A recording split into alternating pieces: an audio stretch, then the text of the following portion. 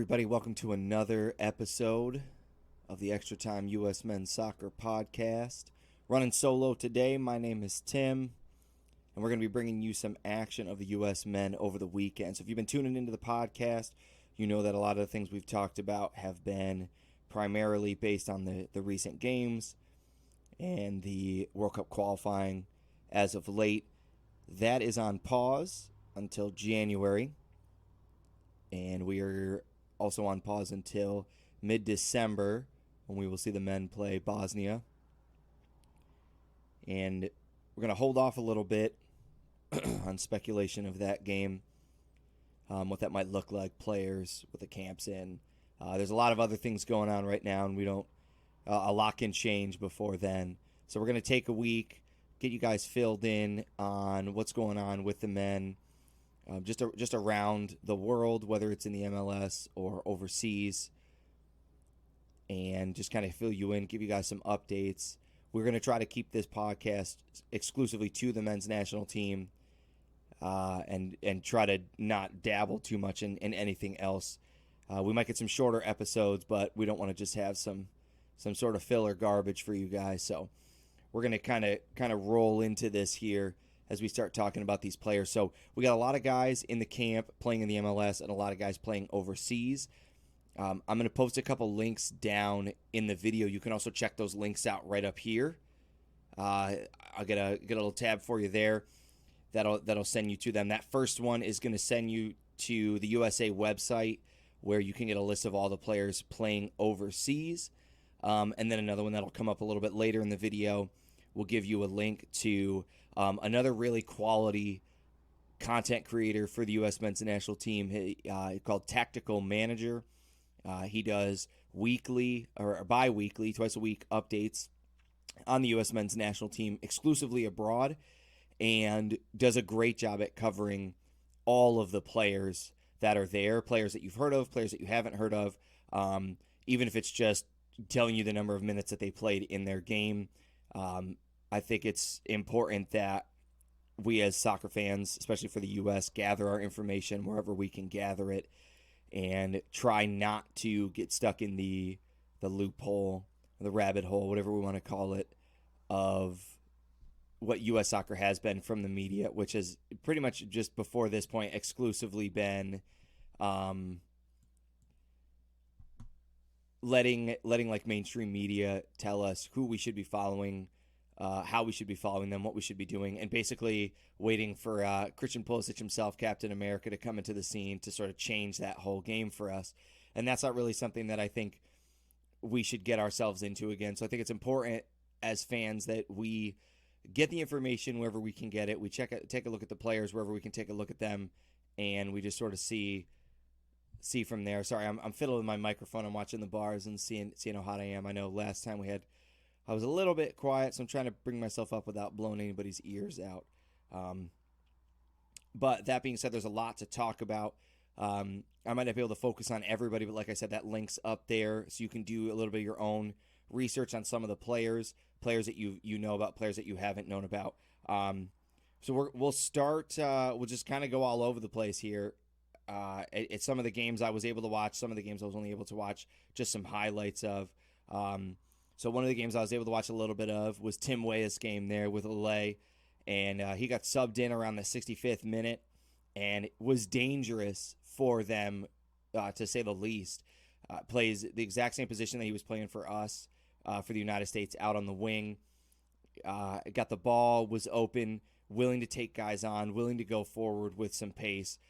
Created a lot of dangerous balls through the middle, and eventually wound up playing a ball that drew a penalty kick, which they were unfortunately unable to convert on. So, didn't get a lot of playing time there, but did a lot with it. And I think, this week, when you look at the international break that had happened, you look at players coming back, a lot of other countries have a lot more depth on their roster than the United States does. So there's going to be a pretty consistent theme through this podcast, which is going to be U.S. men's players getting subbed in, not playing games, coming in late, coming off early. And I wouldn't be surprised by that, and I wouldn't be discouraged by that. The United States played a lot of games in this last session. and it's not uncommon to see major clubs resting players who played significant roles in their national teams after international breaks.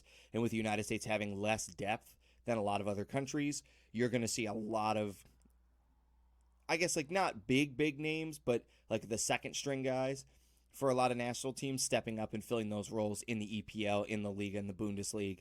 And you're going to see a lot of our players coming in late, and just sort of filling that. So again, not really discouraging. Tim Weah played great, did exactly what he needed to do, and I was excited. I was excited to get to watch that. Another game that there are a bunch of games that I got to watch with this were the Chelsea Juventus game. I know that I'm dating myself now. That's a ways back. And then Juventus's game over the weekend. And Weston McKennie playing somewhere in that central area is very dangerous. He's a very dangerous player. Very quickly on, gets the ball, delivers a dangerous ball up over the top, and he's always looking to go forward. He's always looking to take guys on, and he's always looking to get the ball up front. And he creates a lot of dangerous chances for Juventus. I like to see that. I think that's what we need from a midfielder here for the U.S. camp. But one of the things that we got to think about is looking at the perspective from the coaches of those players. And the coach for Juventus said that he didn't enjoy having Weston McKennie in front of his back four. And it wasn't because he doesn't enjoy Weston McKennie in his midfield. The way that his team is playing, the tactics that they have, the strategy that they're going for, he doesn't feel like Weston McKennie fits in that position with the tactics in his squad. But wait, there's more. He feels like Weston McKennie's got some goals in him. So there's a chance Juventus is going to push Weston McKennie up front. Maybe he plays on the outside flank. Maybe he plays as that false nine. Maybe he plays as the lead striker. I'm expecting to see Weston McKennie out on the left, or dropping in, playing up in front of the midfield, dropping in behind that lead striker, and trying to create some goals, because he is strictly more offensive based than defensive based. He's aggressive for the men's team. He plays the role that he has to play, but I would expect to see some flexibility out of him at that Juventus camp, and I wouldn't be surprised if we saw him in another role. He played, I believe one of the games played out on the right and kept tucking inwards. So he would be like, he was out on the right flank, but kept having to pinch himself in so that their defensive back could overlap. And it sort of winds up with two players playing the same position. And from a coaching standpoint, you're trying to avoid that. You got dangerous guys, you got a lot of talent. You're still trying to figure things out. But the good news for Weston McKennie is he's made an impact there. He's going to stay there, which is kind of a spoiler to future things to come that we're going to talk about today. But Weston McKennie's not going anywhere for Juventus. He's made a significant impact. The unfortunate part of the game, Weston McKennie did go down and have to get subbed out with a minor knee sprain. They have him on day-to-day, so I would expect it to be probably a couple weeks, depending on how bad it was and what his recovery is. Knee injuries can be anywhere from, just a few days to, months. We look back on Stuart Holden's horrifying knee injury, just a brilliant up-and-coming player that the men had, and wound up losing him to back-to-back knee surgeries and injuries. And we're just, we got to hope we can't have this happen again. So Wes McKennie's going to stay healthy for us. We're going to move to a player that has been out of our radar for a little while, has come back into our radar, and I'm hoping to see him brought back up for the national team, and that's Joe Scally. And this is going to be a twofold conversation with Joe Scally and Serginho Dest. So the U.S. men currently playing Serginho Dest and DeAndre Yedlin as the right back. Joe Scally, he's 18 years old. He's from Lake Grove, New York. So shout out to my New York fans out there. He was playing for NYCFC. Very, very quickly transferred to Mönchengladbach. Very dangerous right back. Was a key component of their 4-0 routing of Bayern Munich. Scored their goal against Wolfsburg. He has been a huge impact. A huge impact. I'm going to see if I can get it tagged up here. There's an interview with him that I think CBS Sports HQ did, where he just talked about how exciting it was to get to play overseas, and talks about his goal and fans chanting his name. He's a player we need to know about, and he's a player we got to keep on our radar. He is a very quality right back.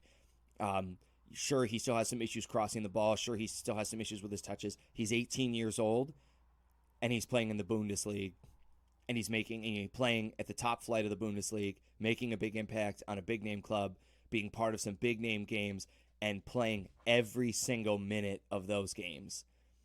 And that's telling. If you're a player who your coach is relying on time in, time again, and you're playing all of those minutes, and you're not getting subbed out for fitness, you're not getting subbed out because you're making poor touches, you're not getting subbed out except for tactical changes, there's good stuff coming for us.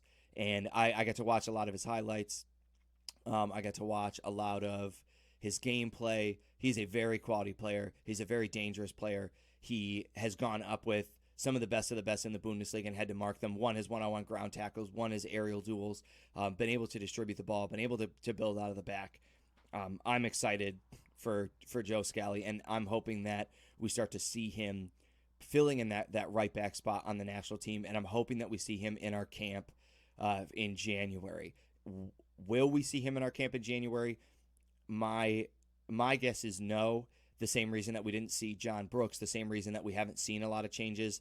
And I know that this might be a little bit hypocritical of me. I have been a pretty big fan of not having changes through this roster so that we can have players be who they need to be time and time again, get used to playing with each other, build the team chemistry, get everything together. I think this is a player that we need to see in the camp.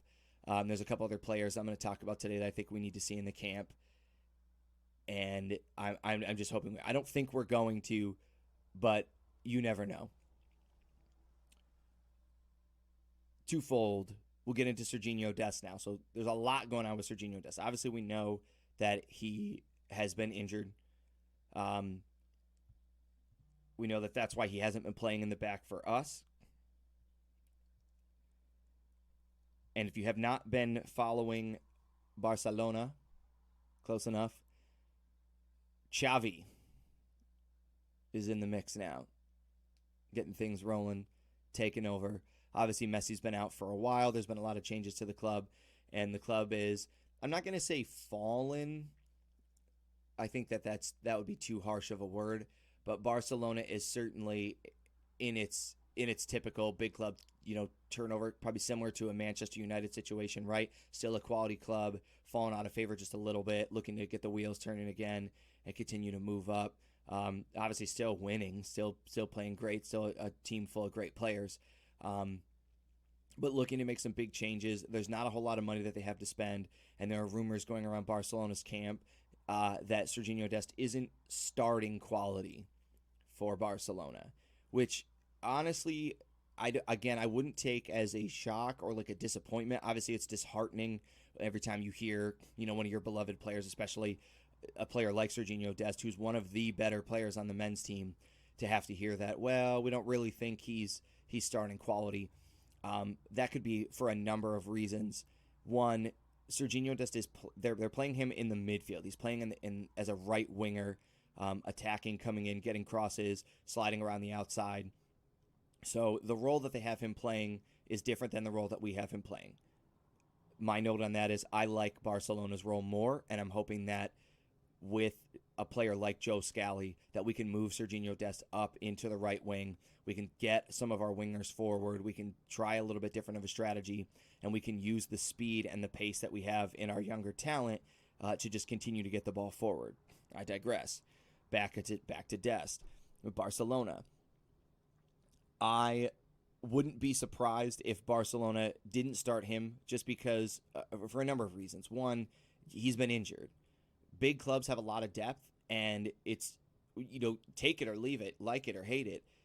Big clubs don't have to wait around for you to stay healthy.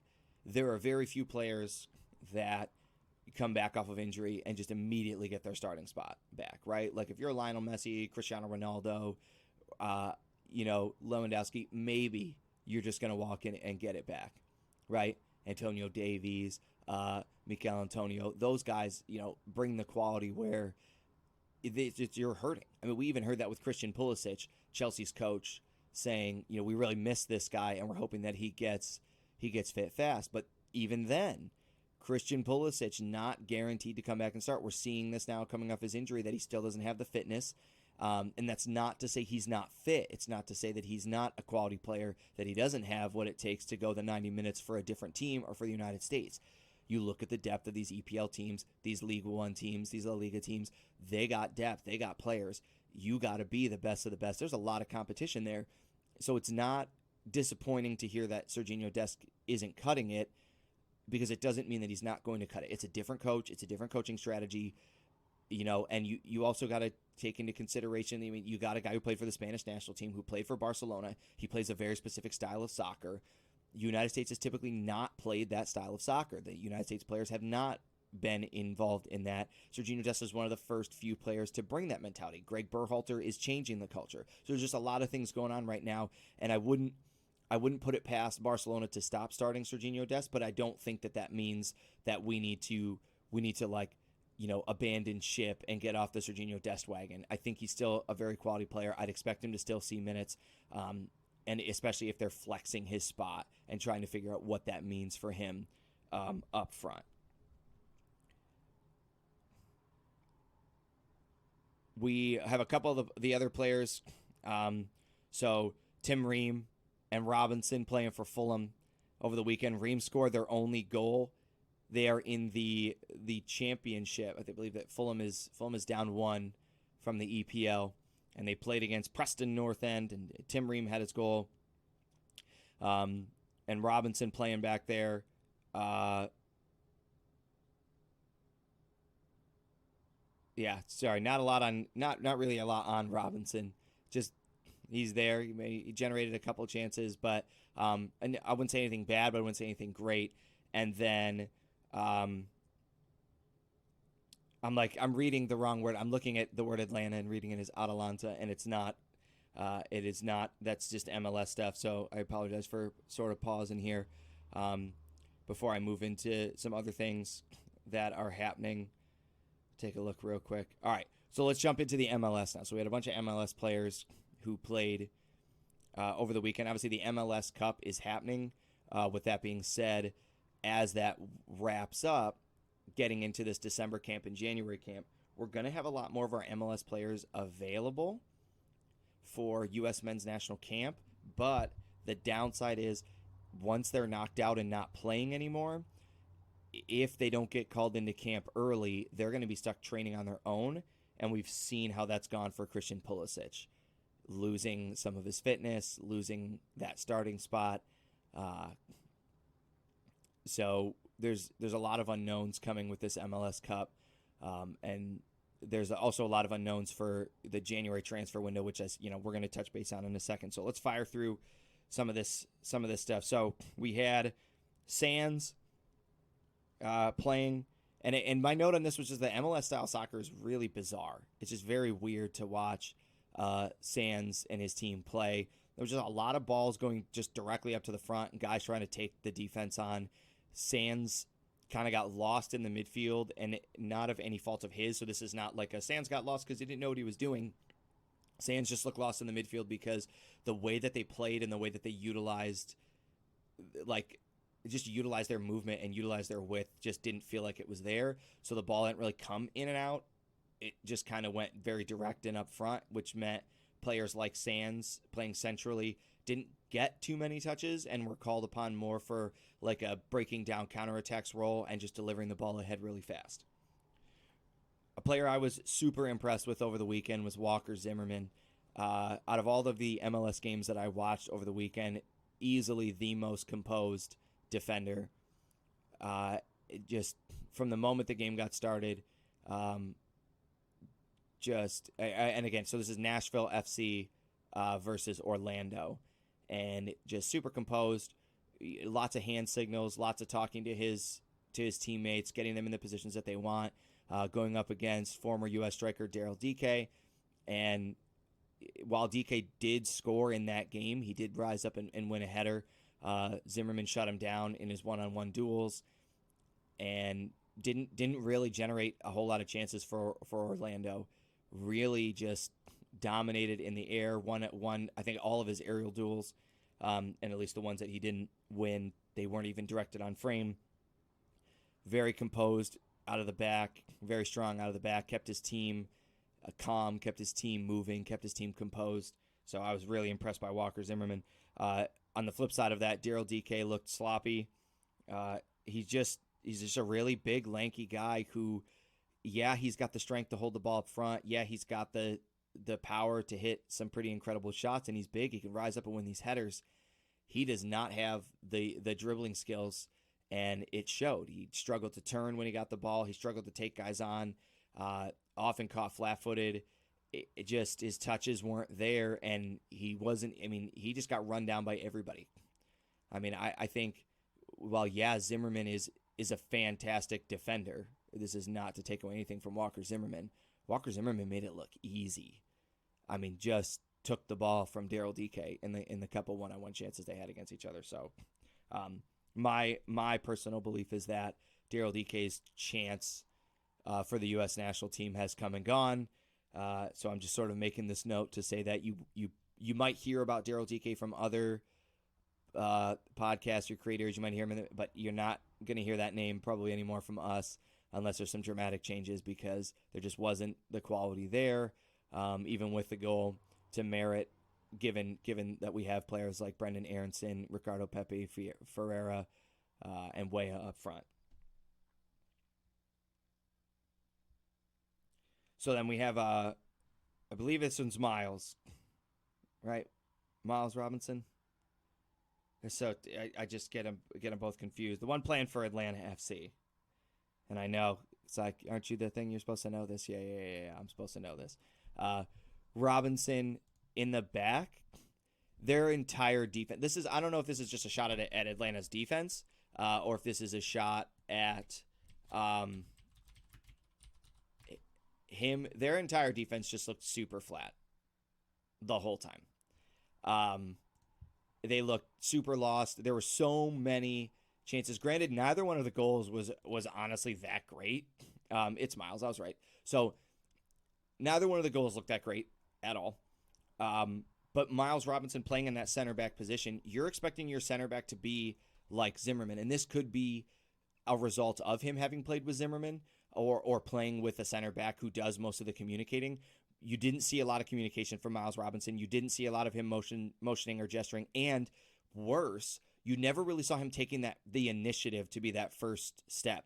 So Bragg, who's on phenomenal goalie still, makes a great save. Ball hits the crossbar, and the entire defense for Atlanta is just kind of looking around, like, wow, that ball's going to drop right down in front of our goal. You got to go. Someone's got to be moving to that ball. And it wasn't just this. There's a bunch of chances in the box with guys, playing threatening balls through the back, breaking the defense down. And it felt like everybody sort of waited until it was too late to make that first step to realize, like, oh, no one else is stepping. I need to do this. And by then it was too late. Dangerous shots, dangerous chances. And if you go back and watch the highlights of that game, you're just going to see NYCFC chances. That's all you're going to see. The first goal is really bizarre, but bizarre goals get scored, like I said, in regards to NYCFC. MLS style is weird, right? The style is weird. It's very, very bizarre. Yeah. So when you touching base more and more general sense now on U.S. players, the theme that we noticed over this weekend was injuries, partial play, or not playing at all. A lot of the players for the United States sat the bench for the full 90 minutes if they didn't get mentioned here, with the exception of Tyler Adams, who played, but that was it. No real contributions in any sense, both defensively or offensively, just kind of there, struggling to make an impact, struggling to make a difference, but not failing to make an impact, depending on how you want to see that. But the rest of the players, just not getting into games, not unless they were way down, like a division down or two divisions down. So the good things for the U.S., bad things for the U.S. I think a lot of teams took chances on United States players with younger talent who had been performing well and been performing hot, both for their national team and for the club. And as the seasons have started to settle in, MS players have started to find their groove, if coaches have started to make tactical changes, we're seeing a lot more of those U.S. players fall off the wagon a little bit. And not that they by any means have started playing poorly, but they were playing so hot at the beginning of the season that they're just not there. Exceptions to this are players like Christian Pulisic and Weston McKennie. One, because I don't feel like Weston McKennie ever really has fallen off, and two, because Christian Pulisic still comes back, still is dangerous, still creates chances, even coming off an ankle injury, even playing 25 minutes a game, 15 minutes a game. So with the January transfer window coming up, I would expect to see a lot of players moving around. Hopefully it's players moving around two big name clubs, but I share the sentiment of Casey Keller. If you've been listening to him talk, that players need to go where they're going to play. And if that means moving leagues, if that means moving divisions, if that means, you got to go to a place that you're going to play. And if you're a player and you're happy, like I think about this quote from Christian Pulisic. Christian Pulisic was quoted saying that he's not concerned at all about the competition at Chelsea. As a matter of fact, he said he loves it. He loves being there. He's loved the 3 years that he's been there. The team has been super supportive. The coach has been super supportive. The fans have been super supportive. He loves being there, and he loves the competition that brings. He's not worried that he lost his starting spot. He's not worried that he got hurt because he knows he's playing for a great club, and he knows that he's a great player, and he's being pulled to be his best by the competition around him. If you can be one of those players, not starting is fine. The USA fans aren't going to be upset because you didn't start. But are you not starting and you're going to get subbed in once every 3 weeks? Are you going to be the consistent sub? Are you vying for a spot? Are you waiting for the transfer window? There's a lot of things going on with U.S. soccer and the players overseas that are going to come into factor in this. And one of the big things that I'm going to touch base on this as we sort of wrap this up is Barcelona is going after Christian Pulisic. And Chelsea has said a number of things. While the Chelsea coach isn't opposed to letting go of him, the Blues have basically said, you're going to give us Frankie de Jong or you're going to give us $45 million. And that's what Christian Pulisic has been evaluated at on the transfer market. So props to him. That's a big price tag for an American player. But at the same token, you think about Christian Pulisic's quote. He's not trying to leave, and Chelsea's not trying to get rid of him. Are they willing to trade him for the right price, the right players? Yes. This is a crunch time. Teams are, they got the salary caps. They're looking at the transfer window. They're trying to make the best decisions for the club, both player-wise and monetarily. The quotes from Chelsea's coaching staff about Christian Pulisic is that he's been able to play everywhere for that club and make an impact. And if you haven't been following that, Christian Pulisic has played as the lead striker. He's played as a false nine. He has played as an outside winger. He has played in the midfield. And he has also played as a right wing back. The last game he got subbed on, he played as a right wing back for Chelsea so they could continue to attack. That's saying something about a player. If your coach is confident that they can not just sub you on, but sub you on to anywhere on the field. There are very few players in the EPL that you can do that for, and there's even fewer of those players for Chelsea. And that's saying something because Chelsea has a stellar club. They have a lot of players playing really well right now, and love the players or hate the players. If you're Chelsea fans, they're playing well, and Chelsea has a reputation now. They won the Champions League. They're looking to do it again. They want to stay at the top of those tables. And if Christian Pulisic can do that, which his talent is there, everybody that you listen to, including Chelsea's camp and their media, is going to say, no, the player's talent is still there. He's still dangerous. He still makes an impact. We love the kid. Is he able to overcome this injury and stay fit enough to be able to play the 75, 85 minutes they need from him every game? Or is he going to be stuck for the rest of the season being this guy who comes off the bench? You think about the playing time. If he's coming off the bench consistently and getting playing time, there's nothing wrong with it. You love Stamford Bridge. You love playing for Chelsea. I don't mind watching you for Chelsea, even if it's for 25 minutes, especially if you're playing Champions League games. You need a lot of depth on your roster, and Chelsea's coach knows that. This is what's different from Champions League teams to any other team is that you're going to be playing 2 games a week, sometimes 3 games a week. So you're going to need the depth on your roster to be able to say, all right, you know what?